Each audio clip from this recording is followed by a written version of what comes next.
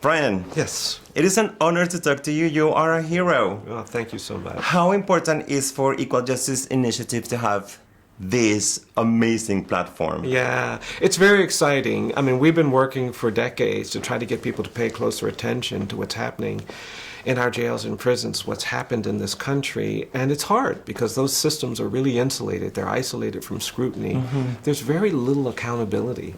And I wrote the book because I wanted to bring people closer. And I was really excited by the response the book generated. But now this film will get this story out to millions more people. And that's very gratifying. It's very energizing. We're super thrilled about it. I have to ask about a concept that justice is colorblind. Many people believe that. What do you think? Oh, I think it's absolutely not true. We have a legacy in this country created by our history of racial inequality. We're a post-genocide society. We killed millions of native people when Europeans came to this continent. The great evil of slavery wasn't involuntary servitude. It was this narrative we created that black people aren't as good as white people, and that's created a legacy. And today we live at a time where black and brown people are presumed dangerous and guilty, and we see it through police violence against unarmed people. We see it through the way we talk about immigration and a host of other issues. So we have a real challenge to recover from our history of racial bias. And so not only is justice not colorblind, justice has been denied to people because of their color. That's how Walter McMillan gets convicted without any evidence. That's why Anthony Ray Hinton spends 30 years on death row. So I think we actually need a whole new era of truth and justice where we talk about our history of race, where we actually overcome this legacy that we've inherited.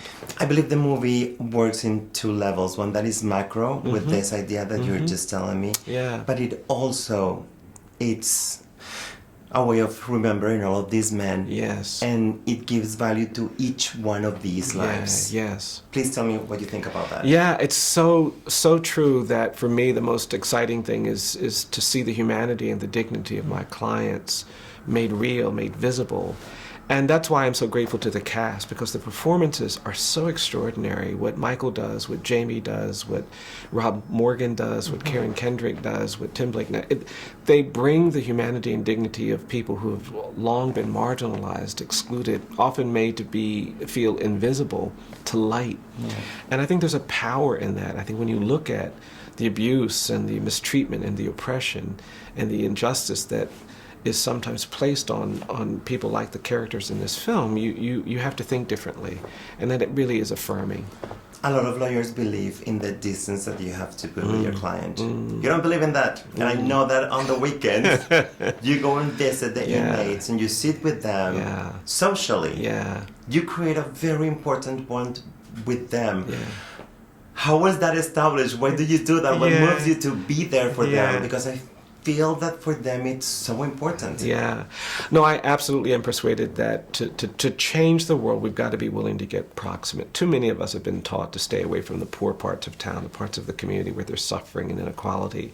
I think too many professionals feel like they have to keep this distance. I think when you get close, when you get proximate, you hear things you won't otherwise hear. You see things you won't otherwise see. And it's what you hear and see in proximity that empowers you to do the things that can create justice. My grandmother taught me that. She was the daughter of people who were enslaved, and she nurtured in me this understanding that you have to get close. And that's why we're making the film, because we want to bring people closer to the lives of the poor, the lives of the incarcerated, the lives of the condemned, so they can see what justice requires. You truly are an inspiration. Thank you for your time. You're very welcome. It's great to meet you.